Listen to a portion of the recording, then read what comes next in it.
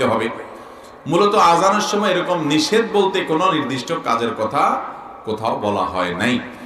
আজানের সময় একজন ইমানদারের কাজ হবে আজানের জবাব দেওয়া। মুখে মুয়াজ্জিন যা যা বলবে মুয়াজ্জিনের সাথে সাথে তা বলা, সাথে সাথে মানে একটু পর পর আল্লাহু আকবার বললে পরে আল্লাহু আকবার বলা, আশহাদু আল্লা ইলাহা ইল্লাল্লাহ বললে আশহাদু আল্লা ইলাহা ইল্লাল্লাহ বলা, এইভাবে হাইয়া আলাস সালাহ হাইয়া আল ফালাহ সমস্ত লা হাওলা ওয়ালা কুওয়াতা ইল্লা বিল্লাহ বলা, আর বাকিগুলো যা আছে তা বলা। এটা হলো মুস্তাহাব। যদি আজানের সময় কথা বলতে গেলে জবাব দিতে অসুবিধা হয় তাহলে কথা না বলে জবাব দেওয়াটা উত্তম, বাস এটুকু। এছাড়া আজানের সময় যে আপনার এটা করা যাবে না ওইটা করা যাবে না এমন কোনো কথা নাই। যেগুলো অন্য সময় নিষেধ সেগুলো আজানের সময়ও নিষেধ। মহিলারা অনেকে আছে আজানের সময় মাথায় কাপড় দেন, মনে করেন এটা জরুরি। এটা জরুরি না। আপনি যদি মাহরামের সামনে থাকেন, আপনার বাসায় আপনার আব্বা আছেন, আপনার স্বামী আছেন, ভাই আছেন, তাদের সামনে মাথায় কাপড় দেওয়া জরুরি না। অতএব মাথায় কাপড় না থাকলে গুনাহ হবে না, আজানের সময়ও না থাকলে গুনাহ হবে না। আর যদি আপনি বাহিরে গায়রে মাহরামের সামনে থাকেন তাহলে আজান হোক বা না হোক